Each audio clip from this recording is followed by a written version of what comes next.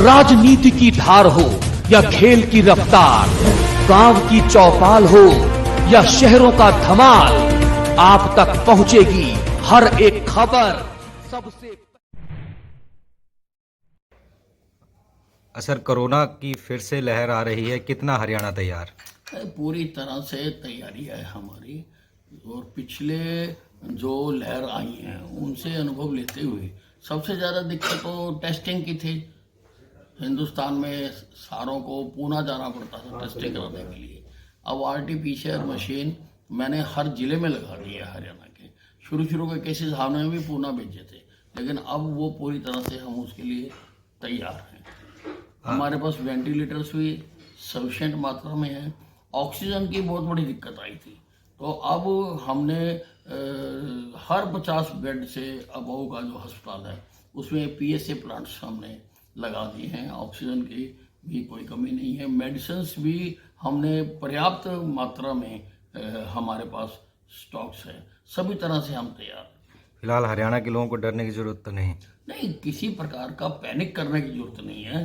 अलबत्ता जो कोविड से बचने के लिए जो उपाय बताए गए हैं, मास्क लगाना, सैनिटाइज करना, वो सबको लिए आवश्यक है और वो स्वयं से लोगों को पालन करना चाहिए।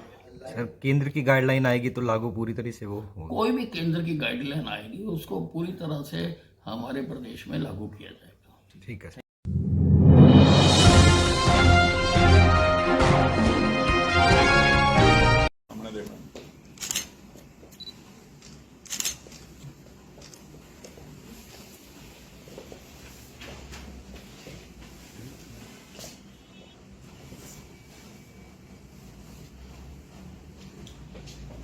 की टीम बधाई की पात्र है। डीएसपी साहब के नेतृत्व में इन्होंने एसएचओ और जो चौकी इंचार्ज और आईओ ने बहुत अच्छा काम किया। बाकी सीआईए की टीम सुलझाती है मर्डर की वारदातों को, या इतनी बड़ी चोरी हमें सीआईए को देनी पड़ती है। वारदात यानी कि 2 दिन के इनके अंदर थाना पुलिस ने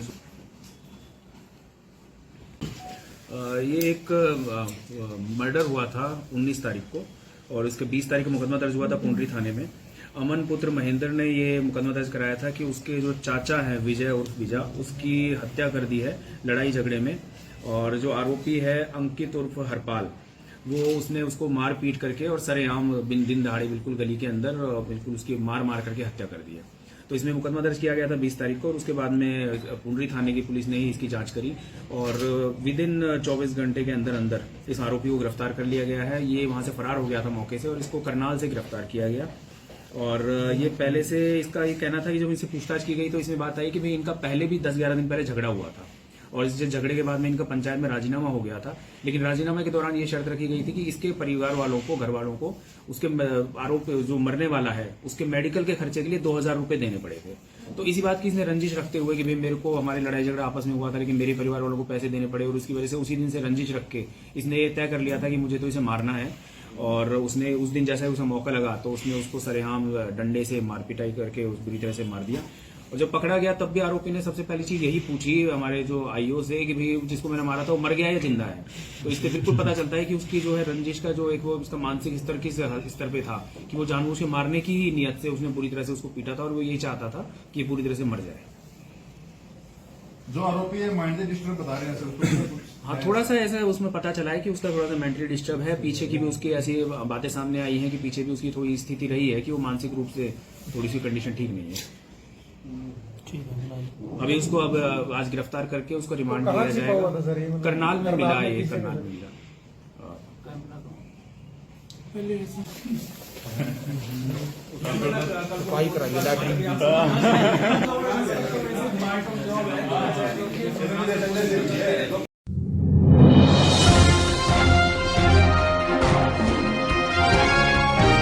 हमारा खानपुर गांव का है, जिसमें थाना मलवा के अंतर्गत खानपुर गांव आता है, जिसमें 2 महीने पहले एक अभियुक्त जिनका नाम है छत्रपाल, जिन्होंने अपने लड़कों के कहने पर जाकर के मारपीट किया, दूसरे के घर जाकर मारपीट किया, और इसके बाद उसमें उन्हीं की जान चली गई। 1 महीने एडमिट रहने के बाद उनकी जान चली गई, जिसमें 4 लोग अभी जो आरोपी हैं वो 4 ही हैं, जिसमें 2 नाजायज हमारे नाम फंसाए जा रहे हैं। बुद्धराज निषाद एवं राजू सनापकाली, 2 लोगों को नाजायज फंसाया गया, जिसके खिसपत की वजह से वो आए दिन ये पीछे जो हमारी भीड़ दिख रही है, ये लोगों को नाजायज़ तंग करता है, उसका पूरा परिवार। जिसमें परसों की घटना है 24 तारीख की, जिसमें वो गया और दोनों महिलाओं को पकड़ करके पहले छेड़खानी किया, इसके बाद उनको धारदार हथियार और लाठी डंडों से मारा। मारने के बाद वहाँ से फरार हो गए। फिर 112 नंबर की पुलिस आने के बाद उन्होंने उनको सदर हॉस्पिटल एडमिट करवा दिया।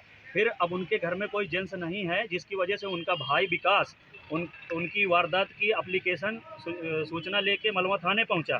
तो वहां पे 12:30 बजे रात तक दरोगा साहब के ना होने के कारण वहां बिठा के रखा। इसके बाद एप्लीकेशन रख के बोला यहाँ से चले जाइए, आप कल आइएगा।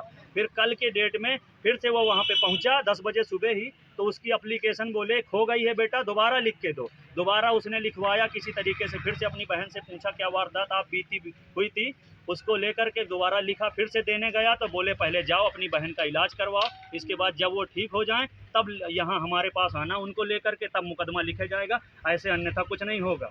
आज कप्तान साहब से मिले, क्या कहा? आज कप्तान साहब से फिर हम उनकी सिपाही वो लेके अपना एप्लीकेशन लेके अपनी वारदात की जो घटना हुई है पीड़ितों की तरफ से हम लोग आए, पूरे गांव को लेके जो पीड़ित हैं सारे लोग हमारे साथ आए। हम कप्तान साहब के पास गए, उन्होंने हमारा एप्लीकेशन लिखा और हमसे सारी जानकारी ली। इसके बाद घटनाक्रम में तुरंत ही उन्होंने फ़ोन मिलाया, वहाँ के शमशेर बहादुर सिंह जो एसओ हैं उनके पास फ़ोन मिलाया, उनसे सूचना लिया और उनको ये दिया कि आप FIR या फिर NCR दर्ज करके उस मामले को अपने उसमें सही तरीके से हल करें।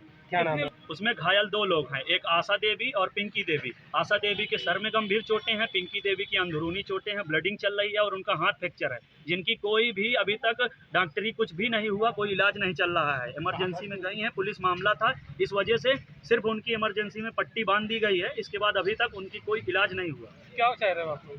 हम लोग ये चाहते हैं कि बस हमारा ये है कि सही से सही उसमें मतलब जो सही है, सत्य जो घटना है उसकी सही तरीके से जांच हो, जो आरोपी हैं वो जाएं, निर्दोष को ना फंसाया जाए, और जो महिलाओं के साथ घटना हुई है उसकी सही तरीके से जांच हो। उसमें जो आरोपी अगर निकल रहे हैं तो उनको सख्त से सख्त कार्रवाई उनके साथ भी की जाए। हम अपने पक्ष को बचाने के उसमें नहीं आए हैं, हमारे पक्ष से जो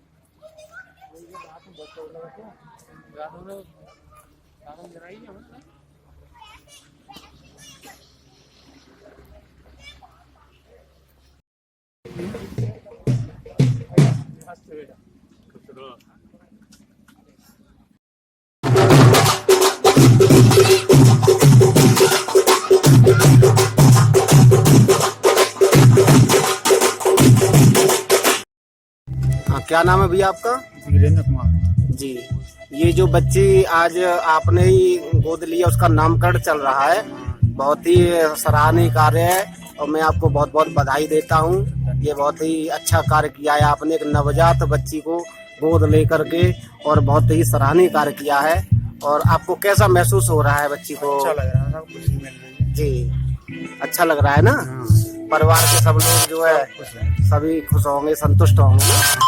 अच्छा, नहीं, बहुत सराहनीय कार्य किया है, इसके लिए आपको बहुत बहुत बधाई और ढेर सारी शुभकामनाएं।